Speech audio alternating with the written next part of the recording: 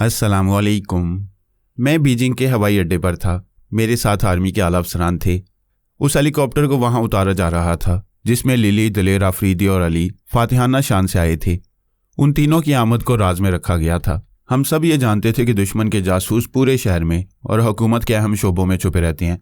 उन दिनों तमाम दुश्मन सुराग रसानों की यही कोशिश थी कि किसी तरह भी वो माइक्रोफिल्म हासिल कर ली जाए। वो हेलीकॉप्टर एक हेलीपैड पर उतरा। उसका स्लाइडिंग दरवाज़ा खुला। सबसे पहले लिली 2 उंगलियों से वी यानी फतहमंदी का निशान बनाती हुई बाहर आई।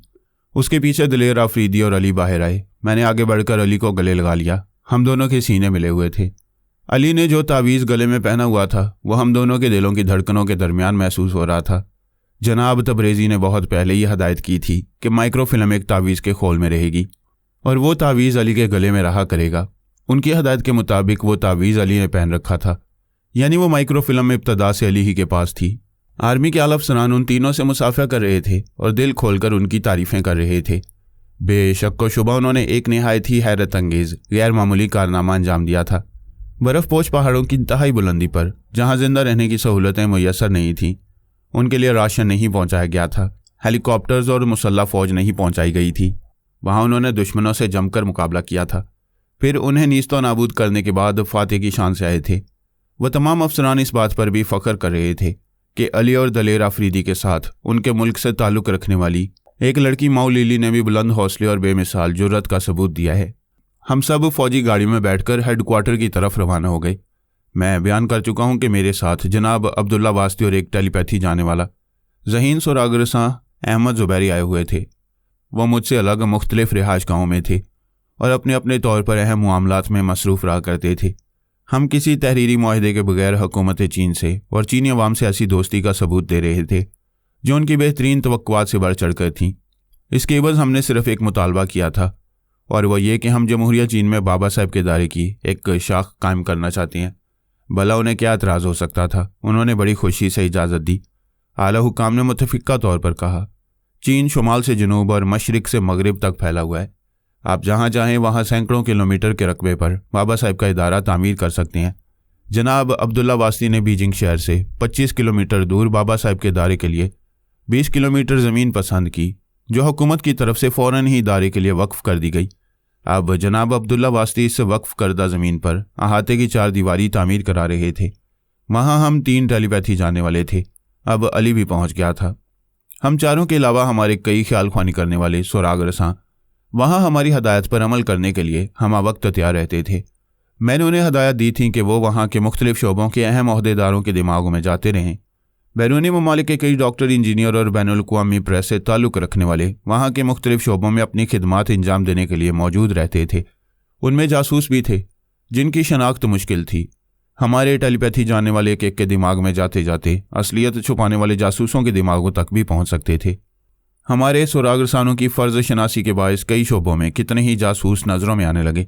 मैं उन्हें चीनी हुकाम के सामने बेनकाब करने लगा। जिन मुल्कों से वह ताल्लुक़ रखते थे उन मुल्कों से सफारती ताल्लुक़ बहाल रखने के लिए उन जासूसों को मुल्क बदर किया गया और आइंदा जमहूरिया चीन में उनका दाखिला ममनू करार दे दिया गया। ऐसे जासूस भी थे जो बेनकाब होने के बाद फ़रार होकर रूपोश रहने की कोशिशें करते रहे। ये समझते रहे कि उनके अपने टेलीपैथी जाने वाले उनकी मदद करेंगे, लेकिन हमारे टेलीपैथी जाने वाले बेशुमार थे। उनके 2-4 थे। वो बेक वक्त सभी की मदद नहीं कर सकते थे, लिहाजा वो हमारे लोगों के हाथों मारे जाते रहे। दरअसल दुश्मन टेलीपैथी जाने वालों की खास तवज्जो माइक्रोफिल्म पर थी। 3 टेलीपैथी जानने वाले आर्मी हेडक्वार्टर के 3 आला अफसरों को ट्रैप कर चुके थे। उन्हें अपना मामूल और ताबे भी बना चुके थे। ये बात मैं जानता था, लेकिन अनजान बनकर आइंदा होने वाले तमाशे का इंतज़ार करने लगे। वह दुश्मन ख्याल ख्वानी करने वाले बर्फ़पोश पहाड़ों में बुरी तरह नाकाम रहे थे। इसके बावजूद मायूस नहीं थे। वह 3 आला अफसरों के दिमागों में रहकर मालूम कर चुके थे कि एक माइक्रोफिल्म तैयारी के पायलट के ज़रिए आर्मी हेडक्वार्टर पहुंचा दी गई है। ये तैयारी का पायलट भी नहीं जानता था कि इस फिल्म को उसकी रिस्ट वॉच में छुपाया गया था। मैंने वो फिल्म रिस्ट वॉच से निकालकर आर्मी के सबसे आला अफसर के हवाले की थी। एक मातियत अफसर उस आला अफसर का मोतमद खास था। वो ये नहीं जानता था कि एक दुश्मन ख्याल ख्वानी करने वाला उसे अपना मामूल और महकूम बना चुका है। आर्मी हेडक्वार्टर के एक हिस्से में एक रिकॉर्ड रूम था जहां फ़ौज के सिर्फ चंद अफसरानी अपनी मुकम्मल शनाख्त पेश करने के बाद जा सकते थे। उस माइक्रोफिल्म को वहां के कहानी सेफ में रखा गया था। दुश्मनों को इस बात का इल्म था और उन्होंने दिलेर, आफरीदी के ख्यालात पढ़कर यह मालूम किया था कि एक माइक्रोफिल्म उसके पास भी है। उन्होंने ये राय कायम की कि 2 माइक्रोफिल्मों में से एक असली है और दूसरी नकली, या दोनों ही असली हैं। एक में ट्रांसफार्मर मशीन का हिस्सा अव्वल और दूसरी में हिस्सा 2 में। उन्होंने ये समझते हुए बर्फपोश पहाड़ियों के जानलेवा इलाकों में लिली आफरीदी और अली को घेर कर इस फिल्म को छीनना चाहा था। इस कोशिश में उनके अपने ही आदमी जान से गए थे। दुश्मन टेलीपैथी जानने वाले आला अफसरों के दिमागों में रहकर ये मालूम कर चुके थे कि इस माइक्रोफिल्म में ट्रांसफार्मर मशीन का नक्शा है। फिर एल्पा ने भी अमरीकी अकाबरीन को यह बताया था कि ट्रांसफार्मर मशीन का नक्शा चीन पहुंचाया जा रहा है।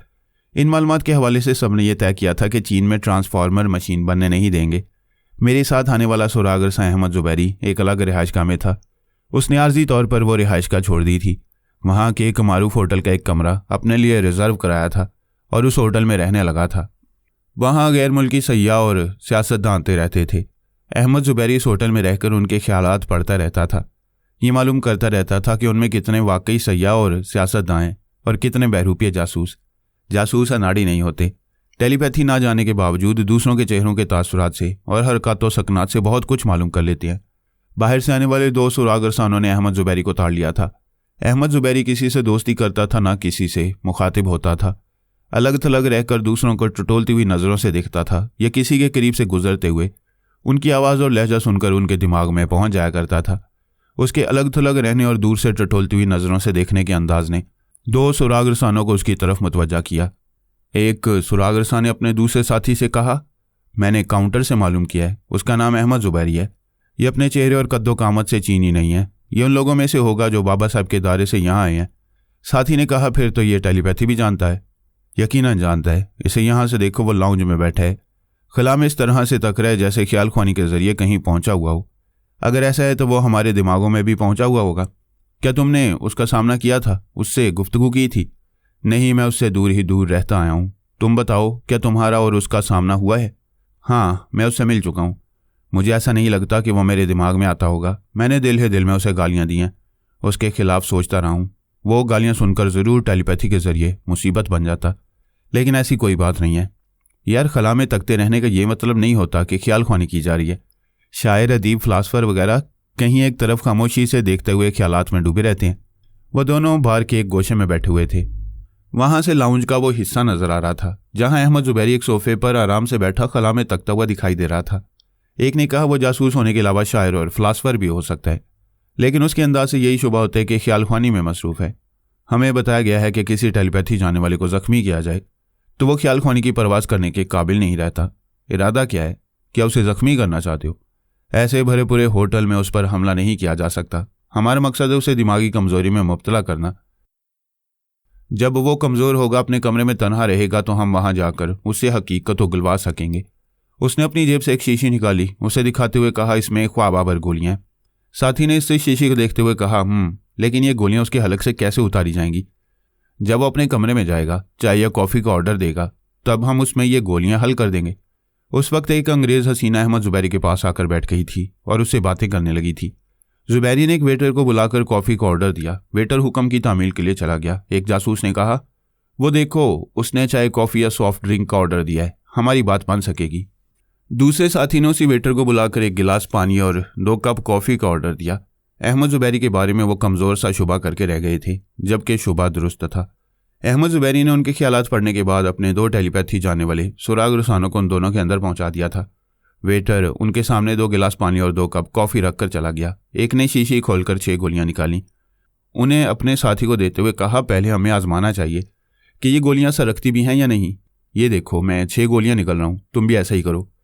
वो दोनों एक एक गिलास उठाकर पानी के साथ एक एक गोली निकलने लगे। इस तरह उन्होंने 6 गोलियां हलक से नीचे उतार ली और फिर कॉफ़ी पीने लगे। एक ने कहा, गोलियों ने ऐसा नहीं किया, 6 गोलियों में आदमी मर सकता है, हमें तो नींद भी नहीं आ रही। ख्वाबावर गोलियां घंटे या आधे घंटे बाद असर दिखाती हैं। 6 गोलियों का असर जल्दी होना चाहिए। हमारे मुल्क की तरह यहाँ भी नकली दवाएं मिलती हैं। ये चीन है, यहाँ कोई नकली सामान नहीं मिलता है। चलो और एक एक गोली खाकर आजमाते हैं।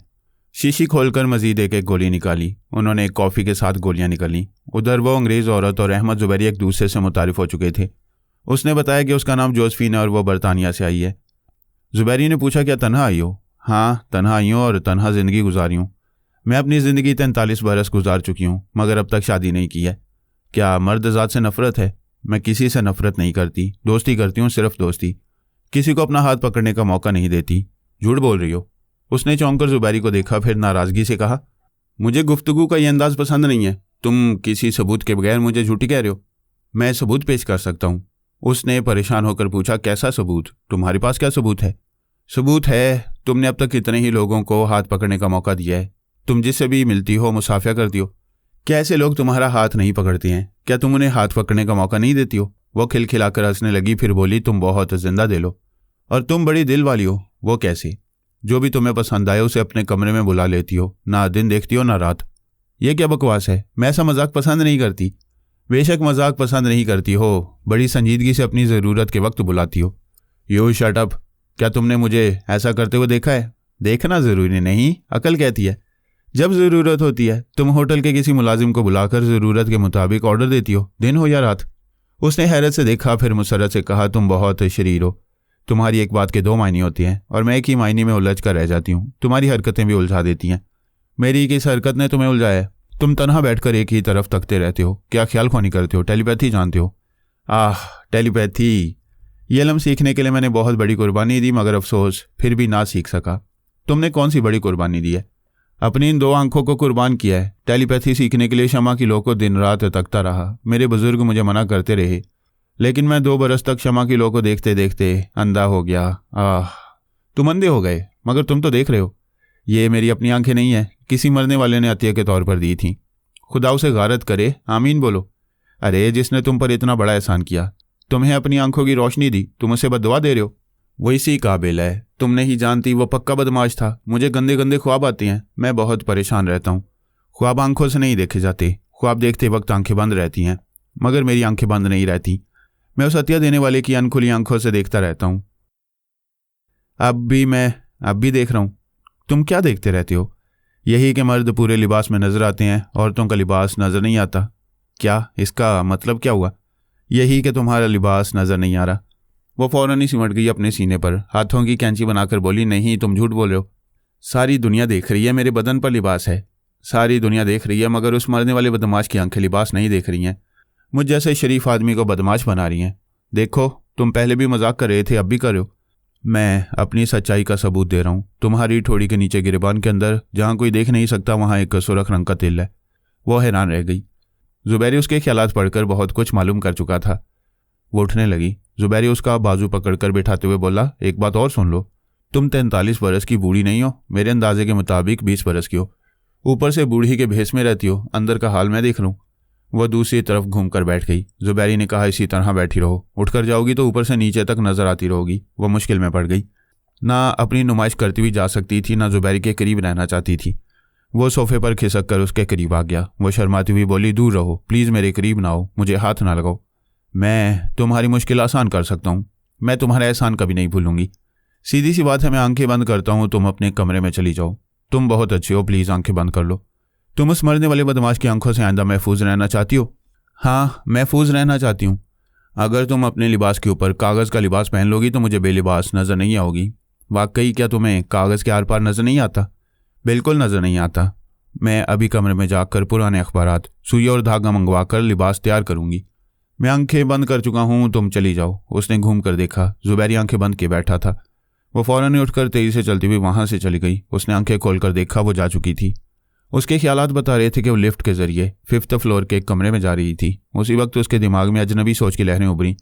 एक अजनबी ने कहा, हेलो जोसेफीन। वो हैरानी से अपना सर थाम कर बोली, कौन है? मेरे अंदर कौन बोल रहा है? मैं एक अमरीकी टेलीपैथी जानने वाला हूँ, तुम्हारा दोस्त हूँ। तुम्हारे ख्यालात पढ़कर बहुत कुछ मालूम कर चुका हूँ। तुम क्या मालूम कर चुके हो?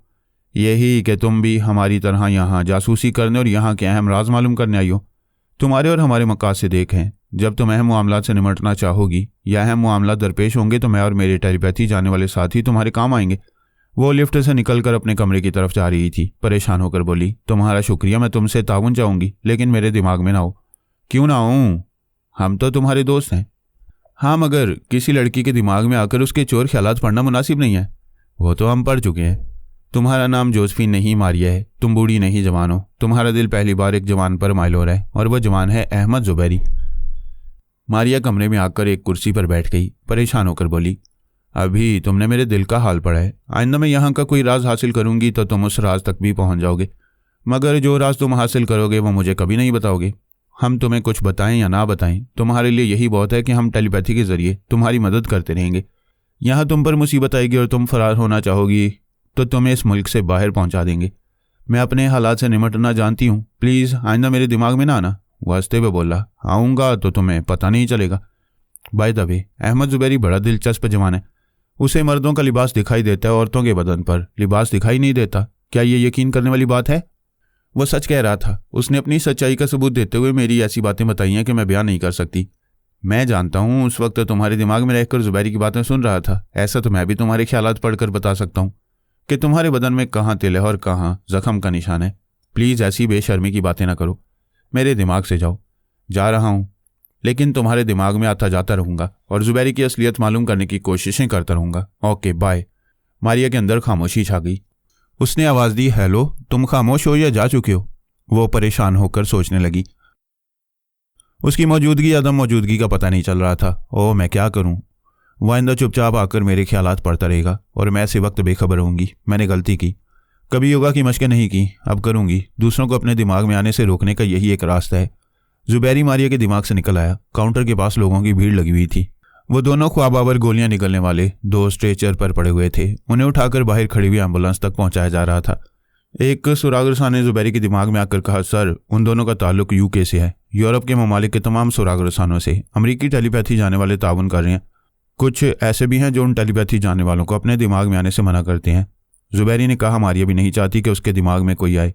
तुम उसके दिमाग में खामोशी से जाओ, उसे गहरी नींद सुलाओ, फिर तनवीमी अमल के जरिए उसके दिमाग को लॉक करो और उसके जहन में ये नक्श करो कि मैं तुम्हारा लबो लहजा इख्तियार करके दिमाग में आऊँ तो वो सांस ना रोके। बाकी तमाम पराई सोच की लहरों के लिए उसका दिमाग लॉक्ड रहेगा। वो सुरागरसान जुबैरी की हिदायत पर अमल करने के लिए चला गया। 3J ने बड़ा अरूज हासिल किया था। टेलीपैथी की दुनिया में वो तीनों नाकाबिले गिरफ्त और नाकाबिले शिकस्त बन गए थे। उनके बारे में ये यकीन से कहा जाने लगा कि वो कभी किसी के ज़ेरे असर नहीं आएंगे। ऐसी कोई बात यकीन से नहीं कहना चाहिए। वक्त और हालात को बदलते देर नहीं लगती। उनके हालात भी बदल रहे थे, उन पर जवाल आ रहा था। ये बयान किया जा चुका है कि बीनी नाम की एक हसीना और जे सामू की मुलाकात एक चर्च में हुई थी।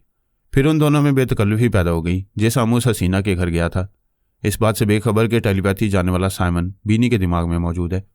साइमन का ताल्लुक आंद्रे के टेलीपैथी जानने वाले साथियों से था।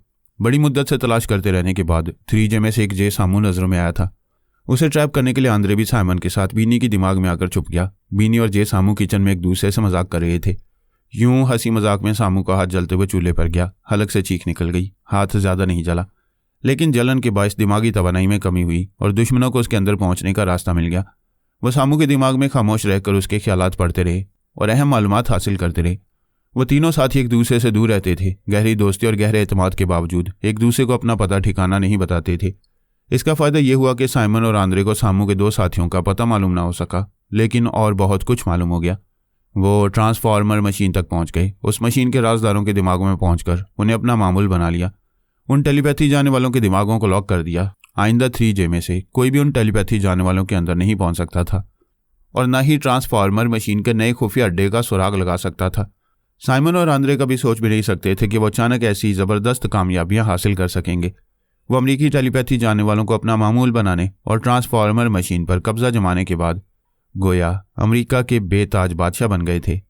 बस एक नाकामी हुई थी। साइमन और आंद्रे दूसरे टेलीपैथी जाने वालों को अपना गुलाम बनाए रखने के सिलसिले में इस कदर मसरूफ़ रहे कि जे सामू पर तनवीमी अमल ना कर सके। वैसे 3J के हालात बिगड़ रहे थे। उधर जे सामू दिमागी तौर पर कमज़ोर हो गया, इधर जे फ्लोबी एक बड़ी मुसीबत में गिरफ्तार हो गया और उसे गिरफ्तार करने वाली एक हसीना शिवानी भास्कर थी। वो भारत से आई थी, टेलीपैथी नहीं जानती थी, लेकिन टेलीपैथी जाने वालों से ज़्यादा खतरनाक थी। उसकी आंखों में एक अजीबोगरीब गैर मामूली कशिश थी। वो जिसकी तरफ देखती थी उसकी पेशानी में हरारत पैदा हो जाती और वो उसके सामने सच बोलने लगता था। वो जो कहती थी वो वही करने लगता था। ऐसा लगता था जैसे वो टेलीपैथी जानती है जबकि नहीं जानती थी। ख्यालख्वानी करने वाले दिमागों में घुस आती हैं। वो दिमागों के बाहर रहती थी और अपने सामने वाले को खोपड़ी से बाहर कर देती थी। वैसे वो किसी के दुश्मन नहीं थी। वो जे काफू का भी बुरा नहीं चाहती थी। ऐसा लगता था वो अपनी गैर मामूली सलाहियत को समझती नहीं है। अगर समझती तो ना जाने अब तक कितनों को अपने इशारों पर नचाती रहती। कम से कम जे काफू को अपना गुलाम बना चुकी होती। शिवानी से पहली मुलाकात में जे काफू उसके ज़ेरे असर आ गया था। फिर उसने सोचा शिवानी की आंखों ने आर्जी तौर पर उस पर असर किया है। इस हसीना से दूर जाने के बाद इसके असर से निजात हासिल कर लेगा। शिवानी ने कहा था, तुम दुनिया के आखिरी सिरे पर भी रहोगे तो तुम्हारा चेहरा याद रहेगा। मेरी निगाहें तुम्हारी पेशानी तक पहुंचती रहेंगी। यह हूबहू टेलीपैथी का इल्म था, लेकिन शिवानी किसी के दिमाग में नहीं पहुंच सकती थी, किसी के ख्यालात नहीं पढ़ सकती थी।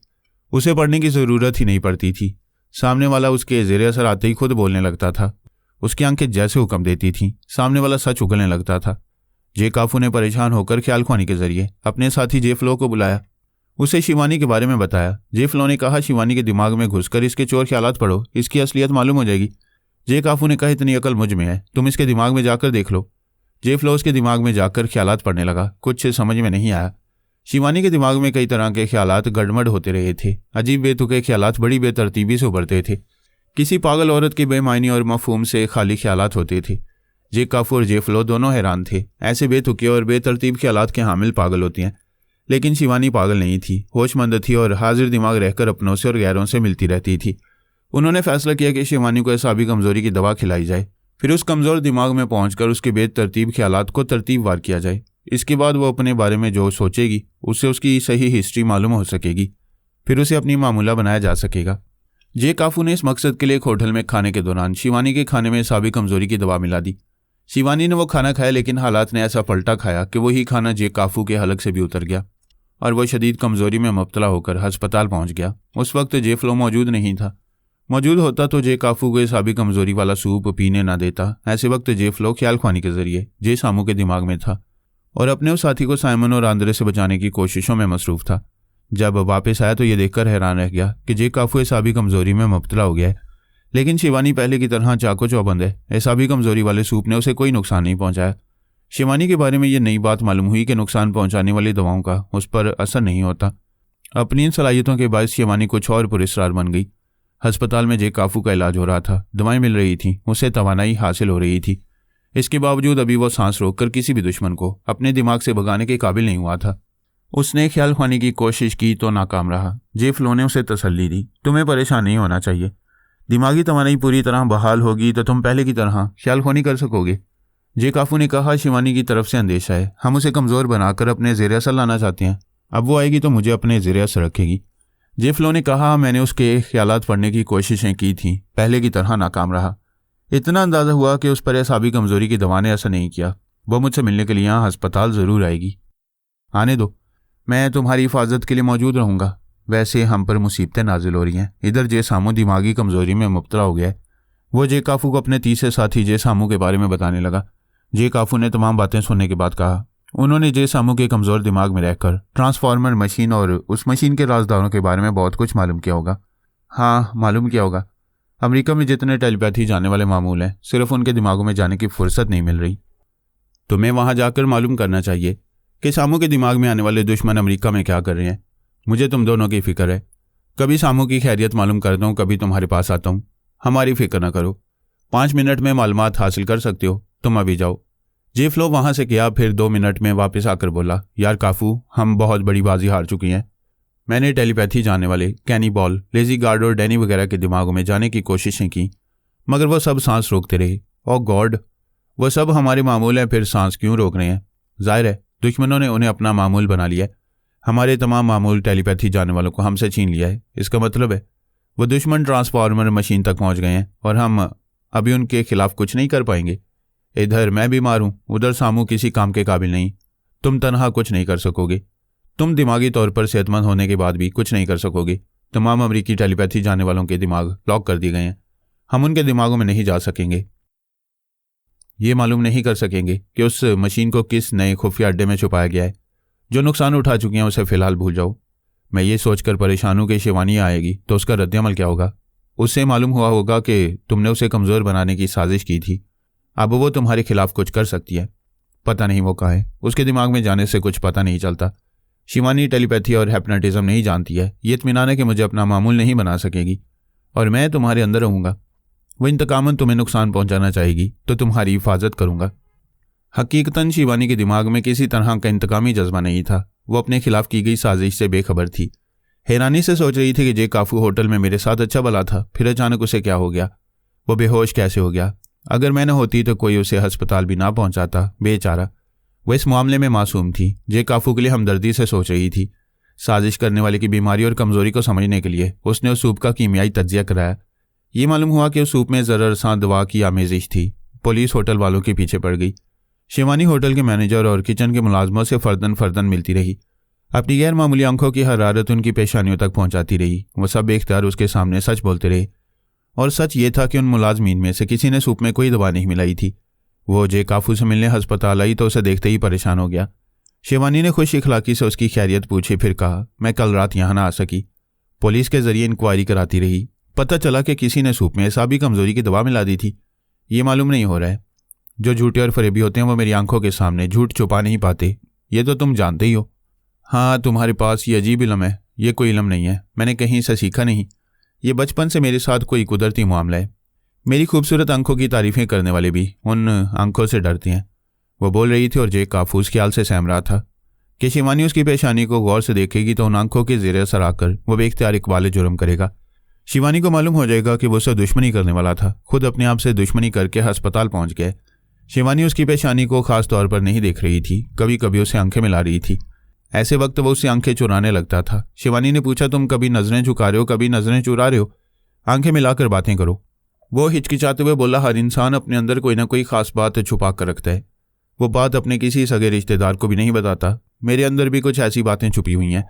इन बातों से तुम्हें कोई नुकसान नहीं पहुंचेगा, फिर भी वो बातें मैं तुमसे छुपाना चाहता हूँ। ज़रूर छुपाओ, मैं तुमसे कुछ नहीं पूछूंगी। तुम नहीं पूछोगी, मगर तुम्हारी आंखें मुझे बोलने पर मजबूर कर देंगी। वस्ते हुए बोली, मेरी आंखें आम हालात में किसी को मजबूर नहीं करती हैं।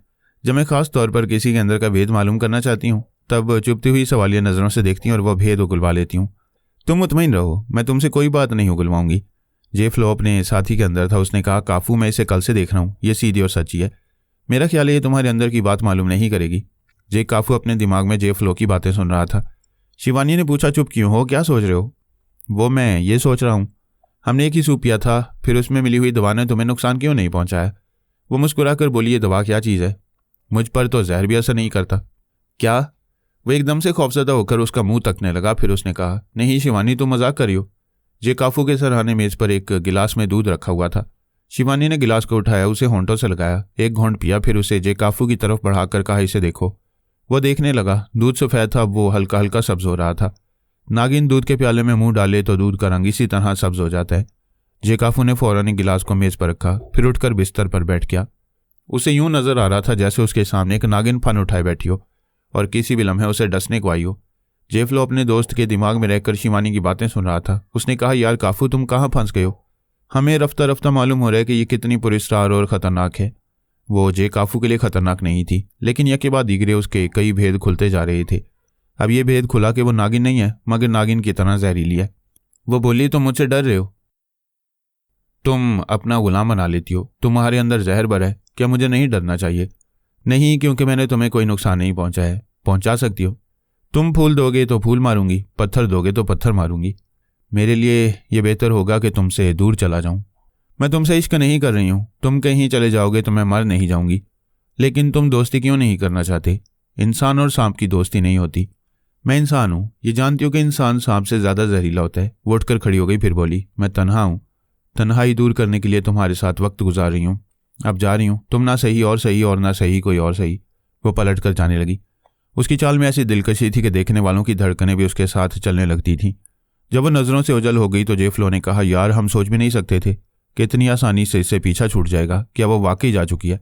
यकीन नहीं आ रहा है कि वो खतरा टल गया है। वैसे वो गई हो या ना गई हो, मैं तो यहाँ से जा सकता हूँ। वो दोबारा आएगी तो मुझे नहीं पाएगी। अगर तुम चलने फिरने के काबिल हो तो फ़ौरन यहाँ से भागो। जेफ्लो बिस्तर से उठकर खड़ा हो गया, फिर उस कमरे से निकलते हुए बोला, मेरी जेब खाली है। मैं ख्याल खानी के काबिल होता तो रकम की कमी ना होती, जेब नोटों से भर जाती। तो मेरे साथ रहो और मेरे लिए रकम का इंतज़ाम करो। अस्पताल के और होटल के बिल अदा करने हैं। फिक्र ना करो, मैं अस्पताल के इंचार्ज के दिमाग में जा रहा हूँ।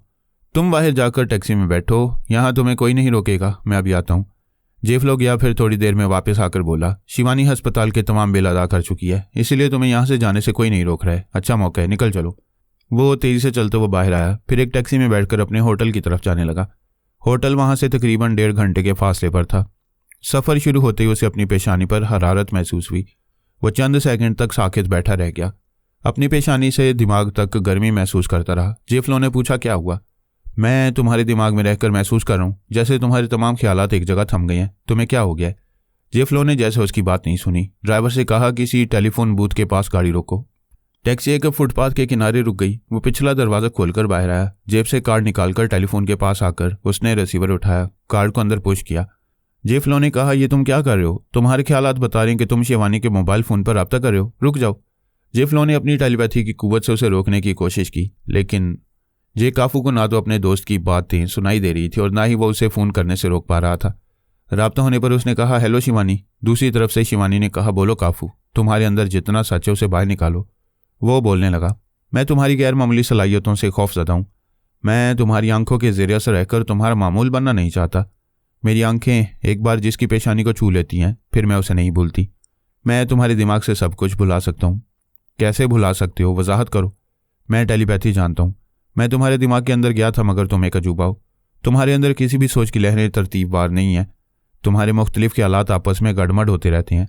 ऐसे में ना तो तुम्हारा कोई एक ख्याल पढ़ा जा सकता है और ना ही तुम्हारे दिमाग को काबू में करके तुम पर तनवीमी अमल किया जा सकता है।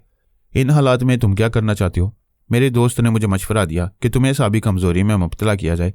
कमज़ोरी के बाद तुम्हारे दिमाग के अंदर ख्यालात में ठहराव आ जाएगा और मैं तनवीमी अमल के ज़रिए तुम्हें अपनी मामूला बना सकूंगा। समझ गई? इसी मकसद के लिए सूप में साबी कमज़ोरी की दवा मिलाई गई थी। हाँ, और वो सूप तुमने मुझे भी पिला दिया। ये पुरानी कहावत है कि दूसरे के लिए गड्ढा खोदने वाला खुद उस गड्ढे में गिर जाता है। बाय द वे, वो दोस्त तुम्हारे पास कब आया था? वो आता ही रहता है। अच्छा, तो वो भी टेलीपैथी जानता है? जानता है। मेरे लिए बहुत परेशान है। उसकी समझ में नहीं आ रहा है कि वो तुम्हारी तिलिस्मी आंखों से किस तरह मुझे दूर ले जाए। हम 3 दोस्त हैं। हम आपस में इतनी मोहब्बत करते हैं कि एक दूसरे के लिए जान भी दे सकते हैं और जान ले भी सकते हैं, जैसे मेरी जान लेने की कोशिशें की जा रही थी। नहीं, मैं तुम्हें सिर्फ मामूल बनाना चाहता था। मामूल बनने के बाद मेरी अपनी कोई ज़िंदगी ना रहती। तुम मुझे अपनी कनीज़ और दाश्ता बनाए रखते, फिर मेरी ये आज़ाद, खुद मुख्तार और बाइज़्ज़त ज़िंदगी कहाँ रहती? इज़्ज़त के बगैर तो जानवरों जैसी ज़िंदगी रह जाती। मैं मानता हूँ तुम पर दिल आ गया है। तुम मेरे काबू आ जाती तो तुम्हें अपनी दाश्ता भी बना लेता। अगर ताबेदार ना बनती तो मुझसे पीछा छुड़ाने के लिए मुझे कत्ल कर देते। आखिरी रास्ता यही होता। मेरा आखिरी रास्ता भी यही होना चाहिए। तुम्हारा पहला जुर्म खुदगर्जी, मेरा मामूल ना बनने के लिए मुझे महकूम बनाना चाह। तुम्हारा दूसरा जुर्म है बेहयाई, मुझे दाश्ता बनाना चाह। तुम्हारा तीसरा और आखिरी जुर्म है दरिंदगी, मुझे कत्ल करने का आखिरी फैसला किया। मैं इन तमाम जुराइम का इकबाल करता हूँ। इकबाल जुर्म करना ही पड़ता है। मेरी आंखें जिसे छू लेती हैं उसे सच बोलना ही पड़ता है। जाओ, मुझसे मिलने वाली सजाओं से बचने के लिए दूर चले जाओ। तुम मुझसे दूर हो जाना चाहते थे, मैं तुम्हारी ये ख्वाहिश पूरी कर रही हूँ। मैं अच्छी तरह समझ गया हूँ। जितनी भी दूर जाऊँगा तुम्हारी आंखें मुझे ट्रैप कर लेंगी। एक ही रास्ता है, मेरी आंखें फोड़ दो। नहीं, अब मैं तुम्हारे खिलाफ कुछ नहीं सोचूंगा, कुछ नहीं करूंगा। तुमसे दुश्मनी नहीं करूंगा। तुम मुझे मामूल बनाकर नहीं, दोस्त बनाकर भी काम ले सकती हो। दूसरी तरफ से फ़ोन बंद कर दिया गया। जे काफू ने महसूस किया उसकी पेशानी गर्म नहीं है। वो जैसे होश में आकर रिसीवर हैंग करते हुए बोला, जेफ्लो मेरे दोस्त, तुम कहाँ हो? जेफ्लो ने कहा, मैं मुसलसल तुम्हारे दिमाग में हूँ। तुम मेरी बात नहीं सुन रहे थे, अब तुम्हें सुनाई दे रहा है। इसका मतलब है अभी तुम उसके ज़िर से नहीं हो। हाँ, मैं शऊरी तौर पर समझ रहा हूँ कि मैंने फ़ोन पर शिवानी को अपने अंदर का छुपा हुआ तमाम सच बता दिया है। माय गॉड, अब क्या होगा मेरे दोस्त? दिमाग काम नहीं कर रहा है, कोई तदबीर समझ में नहीं आ रही। दुश्मन टेलीपैथी जानने वालों से बचाने के लिए दिमाग को लॉक कर दिया जाता है, लेकिन वो आंखें पेशानी को छूकर सच जान लेती हैं। मैं तुम्हारी पेशानी को कैसे लॉक करूं? तुम जहां जाओगे उसकी आंखें वहां पहुंच जाया करेंगी। उसने मेरे बचाव का एक ही रास्ता बताया था कि उसकी आंखें फोड़ दी जाएं। जो आंखें फोड़ने उसके सामने जाएगा उसकी आंखों का शिकार हो जाएगा। एक सीधा सा रास्ता है, कहीं छुपकर उसे गोली मार दी जाए। जितनी आसानी से सोच रहे हो उतनी आसानी से ये काम नहीं होगा। ऐसा कोई काम आसान नहीं होता। तुम वो शहर वो मुल्क छोड़ दो, मैं वहाँ कई आलाकार बनाऊंगा। वो तमाम आलाकार शिवानी के करीब नहीं जाएंगे, दूर ही दूर से घेर कर उसे गोली मार देंगे। जो करना है करो, मैं ये मुल्क छोड़कर जा रहा हूँ। पता नहीं वो मेरे खिलाफ क्या करने वाली है। 3J पर पहले कभी ऐसी मुसीबत नहीं आई थी। वो मुसीबत से भी कुछ ज़्यादा ही परेशान कुन और नींद उड़ाने वाली बला थी, और 3J के लिए पहली बार एक खूबसूरत बला चैलेंज बन गई थी। हमारी दुनिया में बड़े अजीबोगरीब तमाशे होते हैं। ये तमाशा भी कम नहीं था कि भीमा जैसा हट्टा कट्टा कद्यावर मर्द कल्पना जैसी नाजुक हसीना के जिस्म में समा गया। इंसान को आत्मा नज़र नहीं आती, जिस्म नज़र आता है, और जो नज़र आता है उसी वजूद को तस्लीम किया जाता है। लिहाजा वजूद कल्पना का था, जिस्म और जज्बात कल्पना के थे। अंदर से भीमा की आत्मा कभी कभी कल्पना पर हावी होती थी। इसके बाद आत्मा को जिस्म के अंदर ही कैद रहना पड़ता। भीमा के मुकाबले में जसवंत पाल का जादू कमज़ोर पड़ जाता था। लेकिन अब जसवंत पाल की माँ जमुना कुमारी आ रही थी। जमुना कुमारी एक खतरनाक विच डॉक्टर थी। रंगून से मुंबई तक सफर करने के दौरान में जमुना कुमारी ने जहाज में पोरस को देखा था और उस पर आशिक हो गई थी। लेकिन पोरस ने मुंबई एयरपोर्ट पहुंचकर जमुना कुमारी की बेटी कृष्णा कुमारी को देखा तो यह तय कर लिया कि जब तक तन्हा रहने की आज़ादी मिली है तब तक कृष्णा ही तन्हाई की साथी रहेगी। पोरस ने मजाक ही मजाक में यह जाहिर कर दिया था कि जमुना कुमारी अंदर से बूढ़ी है। जमुना के दिमाग में ये बात आई कि काला अमल करने के दौरान में कोई कमी रह गई है, इसलिए वो अंदर से जवान ना हो सकी। अब वह फिर काले मंत्रों का जाप करेगी, अंदर जो कमी रह गई है उसे पूरा करेगी, फिर 40 दिनों तक तपस्या करने और मंत्र पढ़ते रहने के बाद भरपूर जवान हो जाएगी। पोरस करिश्मा से दोस्ती करना चाहता था। जमुना कुमारी ने उसे दोस्त बना लिया। ये अजीब चक्कर चल पड़ा। वह करिश्मा पर आशिक हो रहा था और करिश्मा की माँ उस पर आशिक हो चुकी थी। वह जमुना कुमारी को सास बनाना चाहता था और जमुना उसे महबूब बना रही थी। करिश्मा अब इस मामले से बेखबर थी। जब पोरस की तरफ माइल होती तो उसे फैसला करना पड़ता कि वो माँ के हवाले से पोरस को अपना बाप बनाएगी या अपने इश्क के हवाले से उसे माँ का दामाद बनाना चाहेगी। गोवा में जसवंत पाल की एक महलनुमा कोठी थी। उसने कल्पना को अगवा करने के बाद उसी महल में कैद किया था। ये जानता था कि कल्पना के अंदर कोई दूसरी आत्मा समा गई है जो उसके काबू में नहीं आ रही है। अब इस आत्मा को उसकी महाशक्ति माँ जमुना कुमारी काबू में करेगी। करिश्मा अपनी माँ को मुंबई से गोवा ले जाने के लिए कार लाई थी। उसके साथ पद्मिनी नाम की एक औरत थी। जमुना कुमारी कार में पोरस के साथ बैठना चाहती थी, लेकिन उसने जमुना को फिर एहसास दिलाया कि वह अंदर से बूढ़ी है। वो मायूस होकर पिछली सीट पर पद्मिनी के साथ बैठ गई। पोरस ने अगली सीट पर करिश्मा के साथ बैठने का चांस हासिल कर लिया। करिश्मा कार ड्राइव कर रही थी। पोरस ने कहा, गोवा तक लॉन्ग ड्राइव है, थक जाओगी। वो बड़े फखर से बोली, मैं मोम की लड़की नहीं हूँ, सुबह 10 किलोमीटर तक दौड़ लगाती हूँ। पोरस ने हैरानी से कहा, 10 किलोमीटर? नामुमकिन है। लड़कियां 10 किलोमीटर से आगे तक मर्दों को दौड़ाती हैं, खुद नहीं दौड़ती। इसलिए नहीं दौड़ती कि रास्ते की गर्द से हुस्न मैला हो जाता है। वह बोली, दौड़ने और वर्जिश करने से हुस्न मैला नहीं होता बल्कि और निखरता है। बाय द वे, रोज सुबह तुम्हें कौन दौड़ाता है? मुझे बताओ, मैं उस दुश्मन को सीधा कर दूंगा। क्या तुम अकल से पैदल हो या बन रहे हो? तुम्हारी तलाह के लिए कह दूं, मेरे किसी दुश्मन से तुम्हें निमटने की जरूरत नहीं पड़ेगी।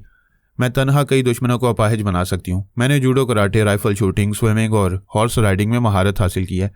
क्यों डींगे मार रही हो? एक लड़की और लड़का नहीं हो। मैंने कभी किसी लड़की को मक्खी मारते नहीं देखा। तुम बंदा मारने की बात कर रही हो। वो नागवारी से बोली, मैं तुम्हारे जैसे अहमक से बहस नहीं करूंगी। पोरस ने एक अहमक की तरह हंसते हुए कहा, तुम नाराज हो गई? वाकई मैं अहमक हूँ। तुम्हारी जैसी हसीन लड़की की तारीफ करना चाहिए। तारीफ करने से लड़की मेहरबान हो जाती है। पीछे से जमुना कुमारी ने कहा, मैं तुम पर मेहरबान हूँ। पोरस ने करिश्मा से कहा, पिछली सीट से बुढ़ापे की बू आ रही है। करिश्मा ने गुस्से से कहा, तुम बार बार मेरी माँ को बूढ़ी क्यों कह रहे हो? पोरस ने कहा, मुझे गुस्सा दिखा रही हो और खुद माँ कहकर बुढ़ापा जाहिर कर रही हो। तुम्हारा फर्ज है कि माँ को सिर्फ सिस्टर ना कहो, छोटी सिस्टर कहो, और माँ तुम्हें दीदी यानी बड़ी बहन कहेगी तो तुमसे भी कम उम्र हो जाएगी। करिश्मा ने घूर कर उसे देखा, फिर कहा, तुम अपनी बकवास बंद नहीं कर सकते, खामोश नहीं रह सकते। फिर उसने माँ से कहा, तुम्हें इश्क करने के लिए कोई और नहीं मिला? जवान होते ही एक गधे से दिल लगा रही हो। पोरस ने कहा, इश्क कामयाब होगा तो गधे को तुम्हारा बाप बना देंगे। You shut up. अब अगर तुमने कुछ कहा तो कार रोककर तुम्हारी पिटाई करूंगी। पोरस खामोश हो गया। कार तेज रफ्तारी से चलती रही। वो खामोश ही रहा। वैसे वह शरारत से बाज नहीं आ सकता था। अकबनुमा आईने में पीछे बैठी हुई जमुना को प्यार भरी नजरों से देखने लगा। कभी कभी आंखें भरने लगा। जमुना कभी शर्मा रही थी, कभी मुस्कुरा रही थी। पोरस ने अपने होंठों पर उंगली रखकर इशारे से समझाया कि उससे कुछ बोलना चाहता है। जमुना ने अगली सीट की तरफ झुककर कहा, मैं समझ रही हूँ, तुम दिल की बात कहना चाहते हो, फिर शर्मा क्यों रहे हो? खामोश क्यों हो? मुँह से बोलो। मैं मुँह से ही बोलता हूँ, मगर तुम्हारी दीदी ने खामोश रहने का हुक्म दिया है। करिश्मा, ये तुम्हारे जूडो कराटे से डर गया, इससे कहो मुझसे बातें करे। वो बोली, ये तुमसे बातें कर सकता है, मुझसे बोलेगा तो मैं मुंह तोड़ दूंगी। जमुना ने पोरस से कहा, शहबाज तुम मेरी तरफ मुंह करके बोलो। तमाम रास्ते तुम्हारी तरफ मुंह करूंगा तो गोया पहुंचने तक गर्दन घूम चुकी होगी। मुंह पीठ की तरफ और गर्दन पेट की तरफ हो जाएगी। मैं तमाशा बन जाऊंगा। पूरे हिंदुस्तान से लोग मुझे देखने आएंगे। जमुना ने कहा, तुम बहुत जिंदा दिल हो। वो करिश्मा को देखकर बोला, सामने हुस्न हो, रूठने वाली हसीन अदाएं हो तो जिंदा दिली आ ही जाती है। करिश्मा ने उसे कनक्कियों से देखा, फिर बेरुखी से ड्राइव करती रही। जमुना ने पूछा, तुम्हें रूठने वाली अदाएं पसंद हैं? क्या मैं तुमसे रूठ जाऊं? वो बोला, एक ही रूठने वाली काफी है। तुम रूठना चाहोगी तो चेहरे पर झुर्रियां पड़ जाएंगी, उम्र जाहिर हो जाएगी। वो झींप कर बोली, तुम बार बार मेरे बुढ़ापे वाली बात क्यों करते हो? तुम्हें एहसास दिलाता हूं ताकि तुम जल्द से जल्द मुकम्मल तौर पर जवान होने की तदबीर करो। तदबीर है, मैं 40 दिनों के बाद पूरी तरह जवान होकर दिखाऊंगी। 40 बरसों के बाद मैं बूढ़ा हो जाऊंगा। तुम जवान होकर क्या करोगी? मैं 40 दिन कह रही हूँ। इंतजार की घड़ियों में एक दिन एक बरस के बराबर होता है। कोई बात नहीं, अगर 40 दिनों तक इसी तरह मेरे पड़ोस में गुलाब खिलता रहेगा तो मेरी जवानी को आराम आता रहेगा। करिश्मा उसके बाजू में बैठी हुई थी, यानी उसके पड़ोस में थी। उस इशारे को समझ रही थी। वह सड़क के किनारे कार रोककर बोली, क्या तुम मुझे उल्लू समझते हो? तुम बोलोगी तब भी नहीं समझूंगा। जमुना ने पूछा, तुमने कार क्यों रोक दी? वो बोली, सिस्टर तुम समझ नहीं पा रही हो, ये बात तुमसे कह रहा है, फ्लर्ट मुझसे कर रहा है। जमुना ने कहा, कैसी फजूल बातें कर रही हो, ये तुमसे फ्लर्ट कैसे करेगा, मैं तो इसे तुम्हारा बाप बनाने वाली हूँ। पोरस ने कहा, अभी मेरी बाप बनने की उम्र नहीं हुई, बूढ़ी से जवान बनने का यही नुकसान है, अकल जवान नहीं होती। तुम बेटी से अकल की बात नहीं कर रही हो, बेअकली की क्या बात कर रही हूँ। तुम मुझे आशिक बनने की ट्रेनिंग नहीं दे रही हो। अक्लमंदी यह है कि पहले मैं जवान पड़ोसन से इश्क करूं, उसके बाद बुढ़ापे की तरफ आऊं। देखो ये मुझे पड़ोसन कह रहे। जमुना ने कहा, तुम पड़ोसन कैसे हो गई, क्या इसके पड़ोस में रहती हो, ख्वामखा बेचारे से झगड़ा करी हो, गोवा पहुंचने में देर हो रही है, गाड़ी चलाओ। उसने पोरस को गुस्से से देखा, फिर कार स्टार्ट करके ड्राइव करने लगी। उस वक्त मोबाइल फोन से बजर की आवाज़ उभरी। करिश्मा ने इसे ऑन करके कान से लगाया, फिर दूसरी तरफ की बात सुनकर कहा, हाँ भैया हमारे हैं। उसने फिर दूसरी तरफ से अपने भाई जसवंत पाल की बातें सुनी, फिर कहा, हाँ हमें पहुंचने में इसलिए देर हो रही है कि एक मुसीबत हमारे साथ बैठी हुई है। जसवंत पॉल ने कहा, तुम लोगों के साथ मुसीबत है तो फ़ोन पर मुझे बताना चाहिए था, जल्दी बताओ कैसी मुसीबत है। तुम माँ से पूछो, मैं उस मुसीबत का नाम लेना भी पसंद नहीं करती। करिश्मा ने जमुना की तरफ फ़ोन बढ़ाया। वो फ़ोन लेकर कान से लगाकर बोली, बेटे कोई मुसीबत नहीं है, करिश्मा भी बच्ची है, मैं शहबाज से प्रेम कर रही हूँ और ये शहबाज को मुसीबत समझ रही है। ठीक समझ रही है, तुम्हारी अकल को क्या हो गया है माँ, एक मुसलमान को हमारा बाप बनाना चाहती हो। तुम नहीं जानते ये बड़ा गबरू जवान है, इसे देखोगे तो कहोगे मैं इसे बार बार तुम्हारा बाप बनाऊं। पोरस ने जमुना के दिमाग में घुसकर बात बदल दी। जमुना ने कहा, बाप नहीं, मैं इसे अपना दामाद और तुम्हारा बहनोई बनाने वाली हूँ। करिश्मा ने यकबारगी कार रोककर कहा, ये तुम क्या कह रही हो। उधर से जसवंत पाल ने पूछा, माँ तुम्हारा दिमाग तो ठीक है, कभी से आशिक बता रही हो कभी दामाद। करिश्मा ने कहा, क्या तुम कहोगी तो मैं इसे लंगूर से शादी कर लूंगी। पोरस ने कहा, माँ की बात मानना बेटी का धर्म है। You shut up. वो कार स्टार्ट करके तेजी से ड्राइव करते हुए बोली, तुम घर चलो, मेरे भैया तुम्हें ठीक करेंगे।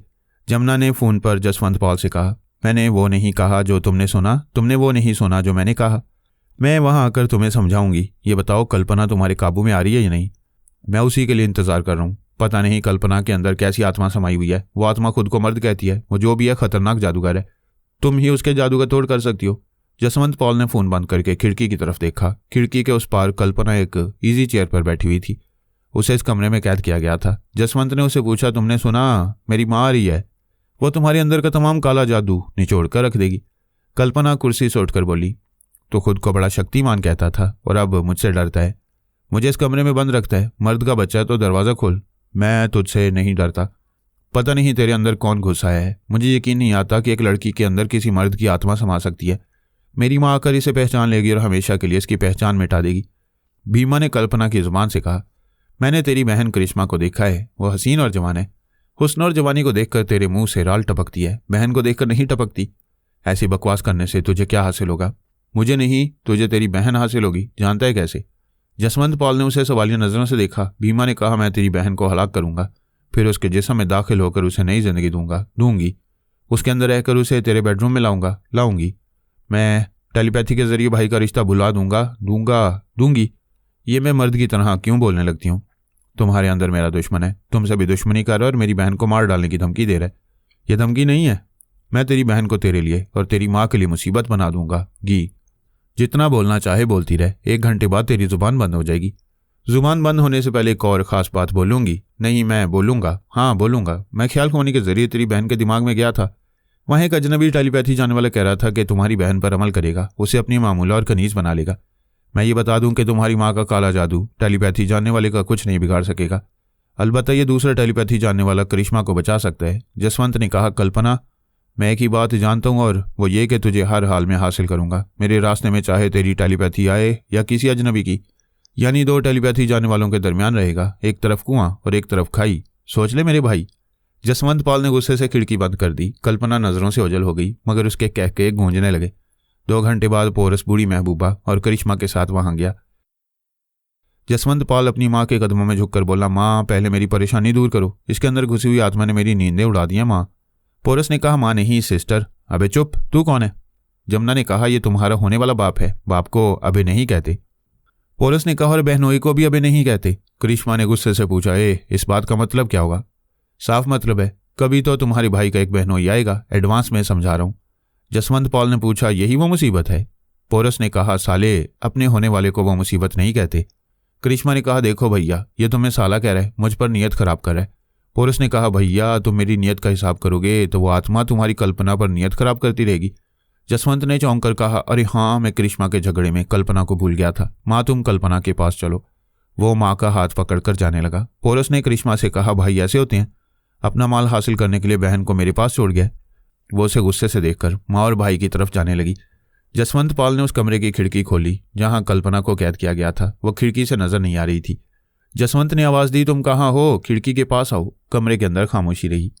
उसने कहा, कल्पना, मेरी महाशक्तिमान माताजी आई हैं, सामने आओ। वो नहीं आई। जमुना ने कहा, कहीं वो भाग तो नहीं गई? पोरस ने कहा, नहीं, वो अंदर है। करिश्मा ने घूर कर पूछा, तुम कैसे जानते हो? अक्ल से समझो, वो कमरे में नहीं है। इसका मतलब है ये उसके टॉयलेट जाने का वक्त है। मैं तो तुमसे बोलकर पछताती हूँ। जसवंत ने पूछा, माँ तुम इसे कहाँ से पकड़ कर लाई हो? जमुना ने कहा, तुम भाई बहन के पास अकल नाम की चीज़ नहीं है। यह शहबाज कितनी अकल की बात कह रहे हैं। ये दरवाज़ा बंद है, भागने का कोई दूसरा दरवाज़ा नहीं है। वो अंदर है मगर टॉयलेट में है। उसी वक्त कल्पना तौलिए से मुंह हाथ पहुँचती हुई कमरे के पास आई, फिर बोली, यहाँ भीड़ क्यों लगाई है? पोरस खिड़की के पास से हट गया। वह एक दीवार से टेक लगाकर ख्याल खोने की परवास करता हुआ कल्पना के पास पहुंच गया। जसवंत ने कहा, माँ यही कल्पना है। मैं चुटकी बजाकर इसे अपने काबू में कर सकता हूँ, लेकिन इसके अंदर टेलीपैथी और काला जादू जानने वाली आत्मा छुपी हुई है। जमुना कहर आलूद नजरों से कल्पना को घूर रही थी और जेरे लब कोई मंत्र पढ़ती जा रही थी। कल्पना महसूस कर रही थी कि उसकी निगाहें जमुना की आंखों से चिपक कर रह गई हैं। उसके अंदर भीमा कह रहा था, कल्पना इससे आंखें ना मिलाओ, अपनी नजरें हटाओ, मैं तुम्हारे दिमाग में तवानाई पैदा कर रहा हूँ। भीमा कोशिश कर रहा था। एक तरफ से वो टेलीपैथी के जरिए उसके दिमाग पर कब्जा जमाने की कोशिश कर रहा था, दूसरी तरफ जमुना ने अपनी आंखों से और मंत्रों से उसके दिमाग को जकड़ लिया था। भीमा परेशान होकर कह रहा था, मैंने इस चुड़ैल की आवाज़ नहीं सुनी है, एक बार सुन लूँ तो इसे मंत्र पढ़ने से रोक दूंगा। पोरस ने फौरन ही जमुना के दिमाग में छलांग लगाकर हल्का सा जलजला पैदा किया। जमुना यकबारगी चीख मारकर पीछे हट गई, दोनों हाथों से सर को थामकर डगमगाने लगी। जसवंत उसे ना संभालता तो वह फर्श पर गिर पड़ती। कल्पना उसके मंत्रों से निजात पाते ही खिड़की के पास से हट गई। उसका दिमाग वक्ती तौर पर कमजोर हो गया। भीमा ने उसके अंदर आकर पहले यह मालूम किया कि वो किस पाए की जादूगरनी है। पता चला बहुत खतरनाक है। अगर इसे टेलीपैथी के जरिए जेर ना किया गया तो वह भीमा पर हावी हो जाएगी, उसके काले जादू का तोड़ करके उसे कल्पना के अंदर हमेशा के लिए जादू से खाली कर देगी, अपने बेटे जसवंत की दाश्ता बना देगी। जसवंत ने पूछा, माँ तुम्हें क्या हो गया? जमुना ने कहा, कुछ नहीं, इस लड़की के अंदर छुपी हुई आत्मा ने मुझ पर हमला किया था। आज मैं आधी रात को एक भयानक अमल करूंगी, इस आत्मा को हमेशा के लिए ठंडा कर दूंगी। भीमा ने कहा, चुड़ैल मेरी टेलीपैथी तुझे अमल नहीं करने। उसकी बात पूरी होने से पहले ही जमुना ने सांस रोक ली। भीमा की सोच की लहरें दिमाग से निकल गईं। वो पोरस की सोच की लहरों को भी अपने अंदर से निकाल सकती थी, लेकिन उस वक्त अपने अंदर डूबकर मंत्र पढ़ रही थी। उसने पराई सोच की लहरों को भी महसूस किया था और सोचा था कि मंत्र मुकम्मल होते ही सांस रोक लेगी। उससे पहले ही पोरस ने उसके अंदर जलजला पैदा कर दिया। करिश्मा और जसवंत अपनी माँ को बेडरूम में ले गए। पद्मिनी ने पोरस को नेक्सी में पहुंचाकर कहा, तुम यहाँ रहोगे, बाहर नौकर और नौकरानियां हैं, बेल बजाओगे तो तुम्हारी सेवा करने आ जाएंगे, मैं तुम्हारे लिए खाना लाती हूँ। वह चली गई। पोरस एक सोफे पर बैठकर कल्पना के अंदर पहुंच गया। भीमा कह रहा था, तुम देख रही हो कि यहाँ सभी तुम्हारे दुश्मन हैं। मैं पहले भी समझाता रहूं कि मुझे अपना दुश्मन ना समझो, मैं तुम्हारी आत्मा बन गया हूँ, तुम मुझसे अलग होकर जिंदा नहीं रह सकोगी। ये जसवंत की चुड़ैल माँ मुझे ज्यादा नुकसान नहीं पहुंचा सकेगी। जब मैं देखूंगा कि वो मुझ पर गालिब आ रही है तो मैं तुम्हारा जिस्म छोड़कर किसी दूसरे जिस्म में चला जाऊंगा, मगर तुम मर जाओगी, फिर कोई आत्मा आकर तुम्हें जिंदा नहीं कर सकेगी। मैं अपने प्रेमी, अपने मंगेतर मनोहर के बगैर जिंदा नहीं रहना चाहती। इस उम्मीद पर जी रही हूं कि शायद किसी दिन मेरा मनोहर मुझे मिल जाएगा। फिर सोचती हूँ तुम मुझे मनोहर से मिलने नहीं दोगे, मैं तुम्हें मिलने दूंगा। झूठ बोलते हो, तुम कह चुके हो कि तुम एक मर्द हो। मैं अपने मनोहर के साथ सुहागरात मनाऊंगी तो तुम्हारी मर्दानगी को ठेस पहुंचेगी, तुम अपनी आबरू लुटने नहीं दोगे। हाँ ये तो है, मैं तुम्हें मनोहर तो क्या किसी भी मर्द के साए में आने नहीं दूंगा। और तुम चाहते हो कि मैं तुम्हारे काम आऊं। वैसे भी तुम टेलीपैथी के जरिए दिमाग पर हावी हो जाते हो। बात मानने की होगी तो जरूर मानूंगा, मेरे मजाज के खिलाफ कुछ मनवाओगे तो जान दे दूंगी, मामूली सी बात है। तुम जसवंत को खुशफहमी में मुब्तला करो, उसके बेडरूम में जाओ। हरगिज नहीं, पहले पूरी बात सुनो, मैं तुम्हारी इज्जत पर आंच नहीं आने दूंगा। अब तो हम दोनों की इज्जत आबरू एक ही है। तुम कुछ भी कहो मैं ये नहीं करूंगी। तुम मुझे मजबूर करके वहां पहुंचाओगे तो मैं मौका पाते ही खुदकुशी कर लूंगी। तुम बहुत जिद्दी हो, मुझे मजबूर कर रही हो, ये अच्छी तरह समझ गया हूं कि मुझे तुम्हारा जिस्म छोड़कर जाना ही होगा। भीमा खामोश हो गया। पोरस ने करिश्मा के दिमाग में छलांग लगाई। वो लॉन्ग ड्राइव से थकी हुई थी, अपने बेडरूम में जाकर सो गई थी। पोरस की सोच की लहरों के बायस नींद में किस्में आने लगी। उसने करिश्मा की आवाज़ और लहजे के मुताबिक उसकी सोच में कहा, कोई नहीं है, मेरी अपनी सोच है, मुझे आराम से सोना चाहिए। वो रफ्ता रफ्ता गहरी नींद में डूब गई। पोरस तन्वीमी अमल के जरिए उसके दिमाग को लॉक करने लगा। किसी अजनबी टेलीपैथी जानने वाले ने करिश्मा से कहा था कि आज रात आएगा, फिर उस पर तन्वीमी अमल करके उसे अपनी मामूला और कनीज बना लेगा। रात अभी दूर थी, वह थकी हुई थी, दिन को सो रही थी। पोरस को उस पर अमल करने का मौका मिल गया था। इस काम से निमटकर वो भी सोना चाहता था। पद्मिनी 2 नौकरों के साथ खाने की बड़ी सी थाली और पानी वगैरह लेकर आई। उसे भूख लग रही थी, वो खाने लगा। दोनों नौकर चले गए। पद्मिनी खड़ी रही। पोरस ने कहा, बैठ जाओ। वो बोली, मालकों और मेहमानों के सामने हम खड़े रहते हैं, आप खाएं, कम पड़ेगा तो और ले आऊंगी। मुझे ये पसंद नहीं है कि मैं बैठकर खाता रहूं और तुम खड़ी रहो। मैं हुक्म दे रहा हूं, बैठ जाओ। वो एक कुर्सी पर बैठकर बोली, आप बहुत अच्छी हैं। मुंबई से आते वक्त बड़ा मजा आया। आप बड़ी मालकन को बुढ़ापे का ताना दे रहे थे, मगर मालकन की समझ में नहीं आ रहा था। आपकी बातें उनके सर से गुजर रही थी। तुम समझ रही थी। भाई, तुम तो इन माँ बेटी से ज़्यादा समझदार हो। माँ बेटी ना समझ है। वो तो मालकन के सर पर जवानी का भूत सवार है। आपके इश्क में आपके तानों की परवाह नहीं कर रही हैं। और करिश्मा, मैं करिश्मा की राजदार हूँ। वो मुझसे तन्हाई में कह रही थी कि आप बहुत चालाक हैं, बेटी के करीब रहने के लिए माँ को फरेबेश कर दे रहे हैं। राजदार हो तो सच बताओ, मेरे बारे में करिश्मा की क्या राय है? तुम इतने लंबे तड़ंगे सुंदर सुंदर हीरो हो, पता नहीं तुम्हें देखकर कितनी लड़कियां आहें भरती होंगी। मैं करिश्मा की आहें सुनना चाहता हूँ। नहीं सुन पाओगे। वो दिल की बात दिल में छुपा कर रखती है, तुम्हें बस यूं ही गुस्सा दिखाती है। पद्मिनी, तुमने दिल खुश कर दिया। अब तो मैं पैर फैलाकर घंटों सोता रहूंगा। वो खाना छोड़कर उठ गया। पद्मिनी थाल उठाकर बोली, आपसे विनती है, आप मेरी बातें करिश्मा से नहीं करेंगे। पोरस ने वादा किया। वो मुस्कुराती हुई चली गई। पोरस वॉशरूम में आया, फिर वापस कमरे में आकर उसने दरवाजे को अंदर से बंद किया, फिर बिस्तर पर लेटकर थोड़ी ही देर में गहरी नींद सो गया। 4 घंटे बाद आंख खुली। रात हो गई थी। वो गुसल वगैरह से फारिग होकर लिबास तब्दील करने के बाद अनेक्सी से बाहर आया। अनेक्सी और कोठी के दरमियान बागीचे में आरामदेह कुर्सियां और मेजें रखी हुई थी। जमुना और जसवंत कुर्सियों पर बैठे हुए थे। करिश्मा एक झूले पर बड़े काफिराना अंदाज में लेटी हुई थी।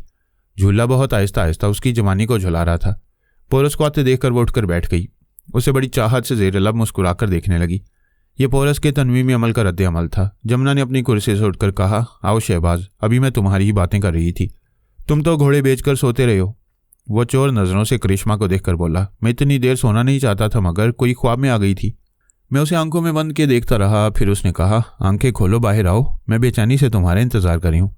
जमुना ने खुश होकर कहा, हाँ, मैं बड़ी देर से यहाँ इंतजार कर रही हूँ, करिश्मा से पूछ लो। पोरस ने कहा, पूछना क्या है? मेरा दिल कहता है करिश्मा भी उतनी ही देर से इंतजार कर रही है। जसवंत ने कहा, मिस्टर शहबाज, मेरी बहन कभी किसी का इंतजार नहीं करती, कभी किसी को लिफ्ट नहीं देती। जसवंत, कोई बहन अपने भाई से पूछकर किसी को लिफ्ट नहीं देती। मुश्किल यह है कि लड़की छुपकर मोहब्बत करे तो बुजुर्ग बुरा भला कहती हैं, बल्कि सिर्फ बुरा ही कहती हैं, और अगर पूछकर किसी से मोहब्बत करे तो बाप और भाई की गैरत इजाज़त नहीं देती। हाय, बेचारी लड़की क्या करे। जमुना ने कहा, शहबाज, तुम बड़ी सच्ची और खरी बातें करते हो, मगर हम ऐसे नहीं हैं। हमने करिश्मा को आज़ादी दी है, ये जिसे चाहे अपना जीवन साथी बना ले। जसवंत ने कहा, हमने बचपन से आज तक करिश्मा को कभी किसी मनमानी से ना रोका है ना टोका है। पोरस ने कहा, तुम माँ बेटे कितने फराक दिल हो, अभी पता चल जाता है। कम ऑन करिश्मा, अपने दिल की बात जुबान पर लाओ, अपनी पसंद बताओ। करिश्मा ने परेशान होकर माँ को और भाई को देखा, कुछ कहते हुए हिचकिचाने लगी। पोरस उसके अंदर पहुंच गया। वो सोच रही थी कोई दूसरी बात शुरू करके इस बात को टाल देगी, लेकिन पोरस ने उसके अंदर तहरीक पैदा की तो वो बेख्तियार बोल पड़ी, मैं शहबाज को चाहती हूँ, आई लव हिम। जमुना और जसवंत दोनों ही कुर्सी से उछलकर खड़े हो गए। जमुना गुस्से से बोली, कहते हुए, तुझे शर्म नहीं आ रही है? जिसे मैं तेरा बाप बनाना चाहती हूँ उसे तू यार बनाने की बात कर रही है। तुझे चुल्लू भर पानी में डूब मरना चाहिए। वो पोरस की मर्जी के मुताबिक बोली, शर्म तुम्हें आनी चाहिए। तुम्हारी उम्र 50 बरस से ऊपर है और 25 बरस के जवान को फांस रही हो। बकवास मत करो, मैं 50 बरस की नहीं हूँ, मैं बूढ़ी नहीं हूँ। क्या अंधी हो गई हो? मैं जवान नजर नहीं आ रही हूँ?